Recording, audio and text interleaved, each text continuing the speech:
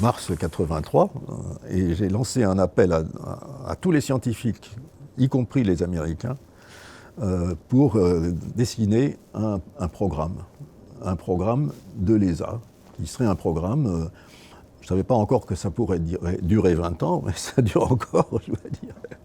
Et ce programme a été fait grâce à l'activation des scientifiques à qui on a demandé « qu'est-ce que vous voulez faire ?»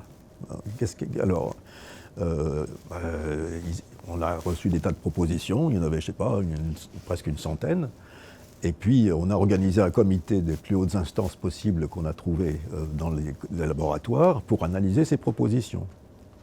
Et en fin de compte, c'était en juin 1984, on a, à Venise, je me rappelle ça très bien, on a dessiné une espèce de château fort dans lequel il y avait des pierres angulaires et puis des petites fenêtres qui étaient des missions plus petites. C'était Herschel,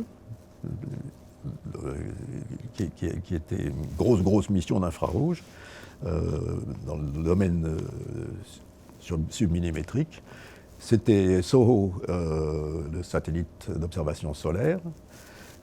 C'était une mission qui devait regarder les comètes, c'est devenu Rosetta.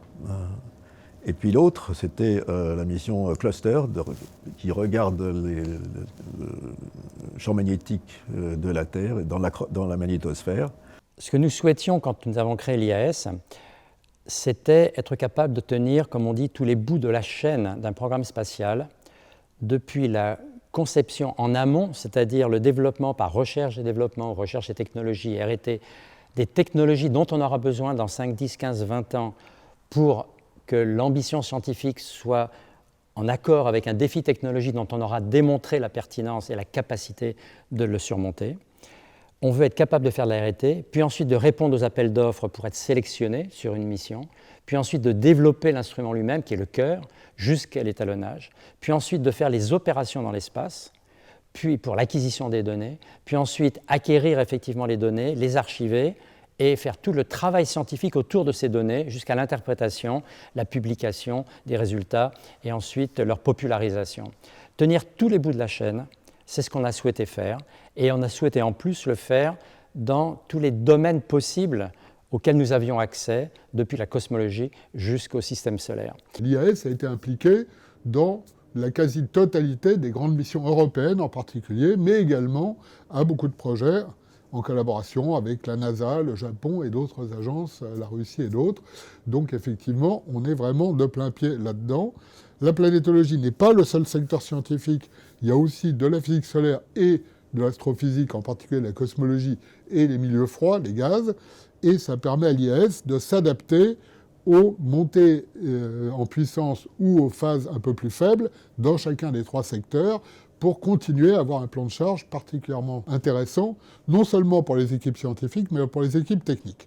Alors comment ça marche tout ça? Pour bien se positionner, il faut deux éléments.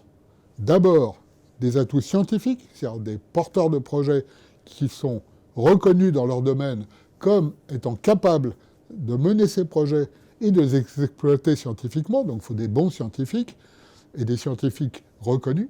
Mais il faut aussi des compétences techniques. Il faut que vous soyez reconnu comme ayant une compétence spécifique qui vous place devant ou bien par rapport à d'autres laboratoires concurrents en France, en Europe, voire dans le monde. Quand il s'agit d'une mission américaine, il faut réussir à se placer devant les laboratoires américains du même genre. Donc cette combinaison reconnaissance scientifique et domaine de compétences techniques reconnus comme de pointe par rapport au niveau international est quelque chose d'absolument critique. Et de ce point de vue-là, c'est le labo spatial comme l'IAS qui peut apporter ces deux compétences ensemble. Alors, la gestion du plan de charge au quotidien, c'est quelque chose qui a beaucoup évolué historiquement entre la création du laboratoire et ce qu'on fait maintenant. On a essayé de mettre en place une procédure qui soit à peu près transparente, justement pour quand on a un potentiel d'action qui est forcément limité par les moyens dont on dispose, que ce soit les moyens financiers ou les moyens RH. Et donc, il faut être capable que tout le monde puisse trouver sa part dans la vie du laboratoire et dans les projets qui y sont. Et donc, il faut qu'il y ait un consensus sur les différents projets sur lesquels on s'investit. Alors ça passe par en fait une procédure assez classique. Hein. Quand une équipe scientifique a envie de participer à un projet, déjà il y a un préliminaire. Au laboratoire, on tient absolument à ce qu'un projet scientifique soit soutenu par une équipe. C'est-à-dire qu'il n'est pas question de faire une pige, s'impliquer pour réaliser un instrument qu'on ne va pas utiliser après ou pour lequel il n'y aura pas de scientifique impliqué. Donc déjà, les choix des manips sur lesquels on s'implique est conditionné par le choix des scientifiques. Au sein des équipes scientifiques, il y a un travail de prospective pour voir quels sont les projets intéressants pour la science à développer, quelles sont les techniques qu'on maîtrise au laboratoire qui pourraient apporter quelque chose à ces projets-là. Et donc les équipes remontent vers la direction technique, leur demandent de voir s'impliquer dans des projets. Alors après, on fait une évaluation en interne avec cette fois-ci les chefs de service techniques pour voir quelles sont déjà les compétences qui sont au laboratoire, les métiers qu'on va pouvoir impliquer dans le projet, les disponibilités en fonction du plan de charge en cours, et puis les intérêts, les souhaits des agents de travailler plutôt dans tel type de projet ou sur telle activité ou plutôt tel autre type.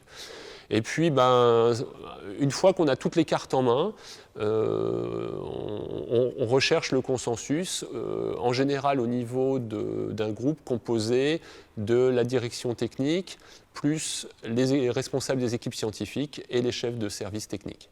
Donc par rapport à cette séquence qui va permettre de faire aboutir un projet, il faut bien voir qu'on est dans le temps long. Et typiquement, ça peut prendre jusqu'à 30 ans. Je prendrai l'exemple de la mission Rosetta. Je suis rentré dans l'équipe scientifique lors de sa première réunion, c'était en octobre 1984, aux États-Unis, puisqu'à l'époque, c'était un projet commun Europe-États-Unis dont les États-Unis se sont retirés.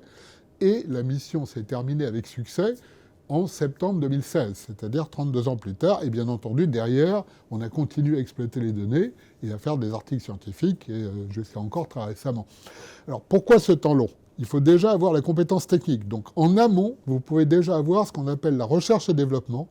C'est-à-dire, le labo met en place les moyens d'avoir des compétences de pointe qui vont vous permettre d'être sélectionné par rapport à la concurrence. Ça, c'est en amont.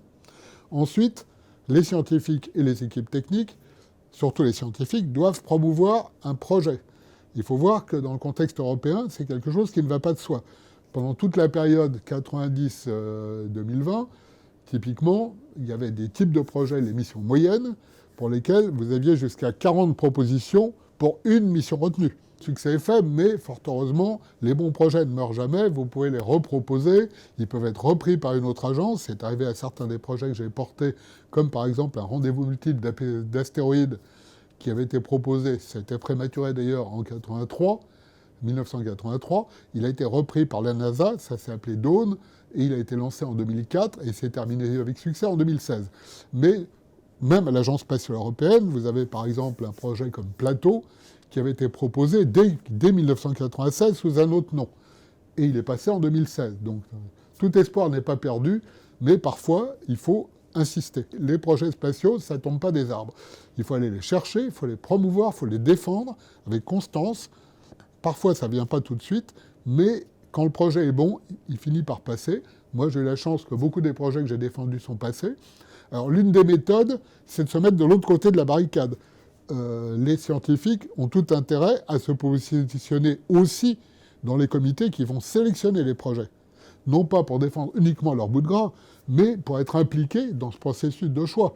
Alors le rôle d'interface entre le laboratoire et ses tutelles ou les organismes qui vont mobiliser le laboratoire pour fabriquer des instruments, le CNES en particulier, les agences en général, là encore, c'est quelque chose qui n'est pas complètement stéréotypé et qui dépend complètement du type d'interlocuteur auquel on a affaire.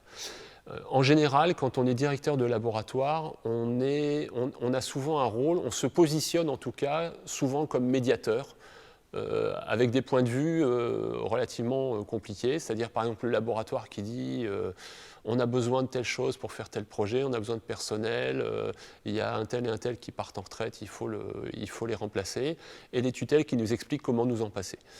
C'est avant tout un travail de relations humaines, parce que ce sont des hommes et des femmes avant tout, et comprendre des situations avec des points de vue différents. Les tutelles avec son point de vue tutelle, c'est-à-dire une vision assez générale, et puis des contraintes assez fortes qui sont imposées par le management de la structure, des plafonds RH, des niveaux de budget, de soutien de base des unités, des choses comme ça.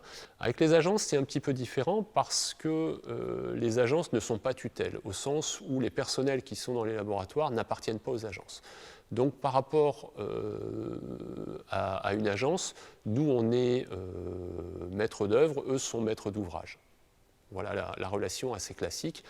Un peu pour faire le parallèle avec la vie de tous les jours, un architecte qui réalise une maison pour un client. C'est le client qui paye, avec une petite difficulté qui est que quand on a une maison avec un architecte, c'est la personne qui paye l'architecte qui va utiliser la maison. Alors que là, quand le CNES nous fait réaliser un instrument, c'est pour que ce soit nous qui l'utilisions. C'est-à-dire que le CNES est opérateur de recherche, mais ce n'est pas lui qui va faire la recherche.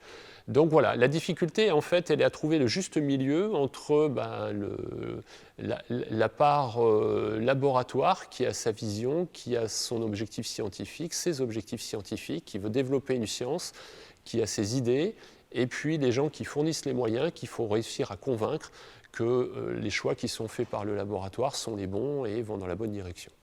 Quand on voit ce processus de sélection, on pourrait se dire il peut y avoir ce qu'on appelle des cartels ou des groupes de pression. Oui, ça existe, mais il faut bien voir que le groupe de pression, en fait, c'est à l'échelle de la communauté. La première chose qu'il faut dire, et dire certaines communautés la prennent, je dirais, de manière par une succession d'échecs, c'est qu'il faut que les communautés arrivent en rang serré, qu'elles soient d'accord sur ce qu'elles veulent. Si vous avez une communauté, la physique solaire, la cosmologie ou la planéto, qui arrive avec 3, 4, 5 propositions qui se tirent dans les pattes, les autres communautés vont dire « commencez déjà par vous mettre d'accord, on verra après ». Parce qu'on est en train de parler de projets à 500 millions d'euros, 1 milliard d'euros tous les 3-4 ans, on ne peut pas se permettre d'avoir des communautés qui tirent dans tous les sens et qui disent on veut tout en même temps. Non. Il n'y a pas trop de surprise. C'est-à-dire que quand un projet atteint une certaine maturité, qu'il a derrière lui un vrai soutien de la communauté, que ses objectifs scientifiques vont apporter démontrablement quelque chose de nouveau, en général, ça se passe plutôt bien. On s'appuie finalement sur une des difficultés spécifiques à la discipline qui est son temps long et sur le fait que les projets qu'on a réalisés ne sont pas balayés immédiatement par le temps. On peut s'appuyer sur ces projets, sur ces réalisations pour dire, voyez, on a pris cette responsabilité, on l'a tenue, on a fourni tel instrument, on a cette expérience. Et c'est des choses, en fait, finalement, on vise sur ce qu'on a réalisé, ce qu'on valorise. Et le processus, en fait, il fonctionne vraiment comme ça. On s'aperçoit que finalement, beaucoup de projets dans lesquels on s'implique, on se retrouve impliqué dans ces projets parce qu'on avait une place, je veux dire, presque naturelle à former un consortium, à travailler avec cette équipe, vis-à-vis de la communauté, à proposer quelque chose qui est percutant, qui a du sens et qui techniquement tiendra la route. Voilà. Donc en fait, cette visibilité, elle est assurée par l'expérience, par le savoir-faire des agents, et puis également par la capacité qu'on a à convaincre nos tutelles qu'on a un mode de fonctionnement spécifique et qu'on est capable de contrôler notre futur.